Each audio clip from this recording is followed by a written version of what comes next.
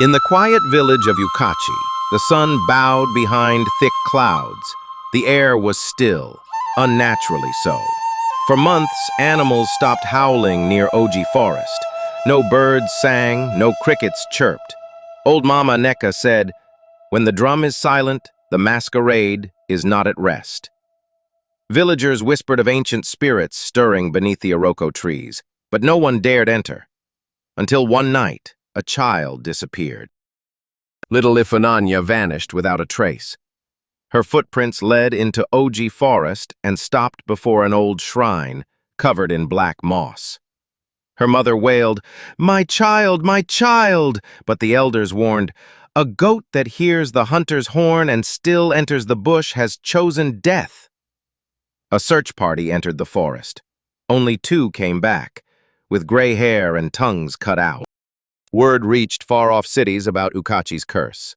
Dibia Nwoke, a rogue priest once banished, returned. He claimed to dream of Ifunanya every night. He said she called his name from the underworld. The villagers murmured, suspicious of his arrival. Nwoke warned, "The python does not show its fangs without reason. Something old has awakened." Nwoke assembled a team of 4 brave youths. They ventured into Oji Forest with charms and chants. The deeper they went, the darker it grew. Trees bled red sap. The air buzzed with whispers in forgotten dialects. Then, screams. Only one returned. His eyes were white. He kept muttering, "She walks backwards. She walks backwards." Through divination, Nwoke discovered the truth.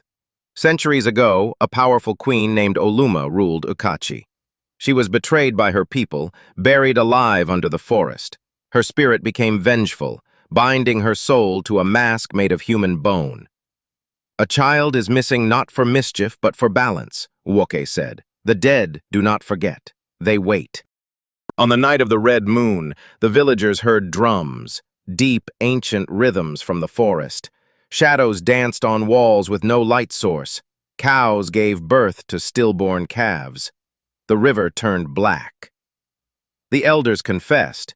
They had desecrated Oluma's shrine decades ago to mine gold beneath it. He who fetches firewood infested with ants invites lizards to his home. The villagers held a cleansing festival, but it turned into a massacre. Dancers became possessed. Women wept blood. The mask of Oluma appeared, floating mid-air, then latching onto the village chief's face. He fell dead but rose possessed. Through his mouth, Oluma spoke, "I am owed, and blood is my currency." Nwoke learned that Ifunanya had been marked at birth, born during an eclipse, a spiritual child. Oluma chose her as a vessel. To break the curse, a blood sacrifice of 1 pure-hearted elder was required. Mama Neka, 97 and blind, volunteered. The tree that bears fruit must fall for the forest to live. At the edge of Oji Forest, Mama Neka entered with Ifunanya in her arms. Chanting in an old tongue, she offered herself to Oluma. The earth trembled, the mask cracked. A deafening scream tore through the sky. The forest breathed again.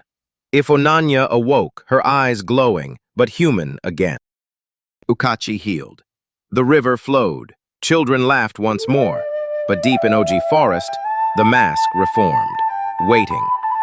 Nwoke left, warning, "When elders lie, children bleed. Never bury the truth. It always grows roots." Ignoring the past and dishonoring ancestors leads to dire consequences. Greed, betrayal, and silence can awaken evils. But truth, sacrifice, and courage are the only paths to restoration.